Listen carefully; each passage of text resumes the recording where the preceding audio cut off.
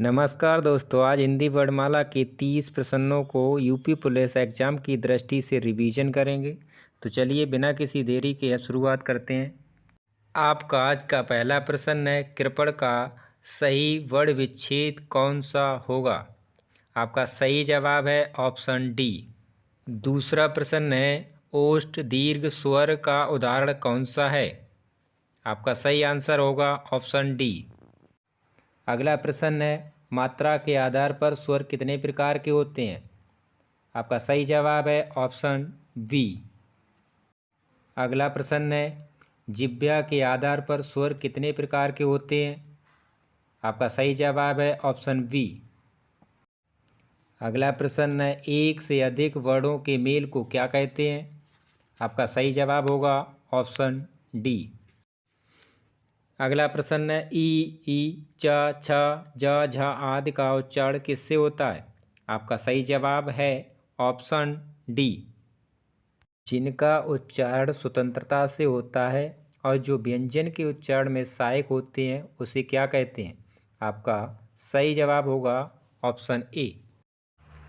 अगला प्रश्न है, निम्नलिखित में से कौन दीर्घ स्वर नहीं है? आपका सही जवाब होगा ऑप्शन बी। अगला प्रश्न है, निम्नलिखित में से अंतस्थ व्यंजन कौन सा है? आपका सही जवाब है ऑप्शन सी। आपका अगला प्रश्न है, या का उच्चारण स्थान है? आपका सही जवाब होगा ऑप्शन डी।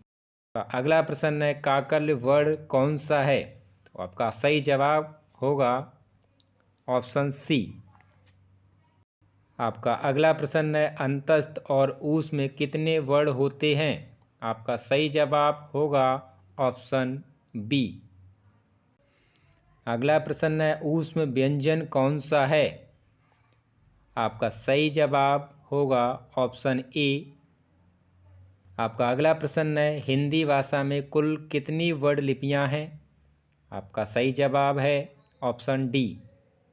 अगला प्रश्न है, जब एक ही ध्वनि का द्वत्व हो जाए तब वह क्या कहलाता है? आपका सही जवाब है ऑप्शन बी। अगला प्रश्न है, वह कौन सा व्यंजन है? आपका सही जवाब है ऑप्शन सी। अगला प्रश्न है, पा, फा, बा, भा, मा आदि का उच्चारण किससे होता है? आपका सही जवाब है ऑप्शन बी। अगला प्रश्न है, जब दो व्यंजन एक साथ मिलते हैं तो उन्हें क्या कहते हैं? आपका सही जवाब है ऑप्शन ए। अगला प्रश्न है, वर्ण तालिका के अनुसार ह्रस्व, दीर्घ और प्लुप्त क्या हैं? आपका सही जवाब है ऑप्शन ए। अगला प्रश्न है, हिंदी वर्णमाला में ऊष्म व्यंजन कौन से हैं? आपका सही जवाब है ऑप्शन ए। अगला प्रश्न है, हिंदी के जिन वर्णों का उच्चारण करते समय केवल श्वास का प्रयोग किया जाता है उन वर्णों को क्या कहते हैं? आपका सही जवाब होगा ऑप्शन ए। आपका अगला प्रश्न है, या, रा, ला, वा व्यंजनों को क्या कहते हैं? आपका सही जवाब है ऑप्शन सी। आपका अगला प्रश्न है, निम्नलिखित में से कौन सा घोष वर्ण है? आपका सही जवाब है ऑप्शन डी। अगला प्रश्न है, निम्नलिखित में से कौन सा ओष्ठ वर्ण है? आपका सही जवाब है ऑप्शन डी।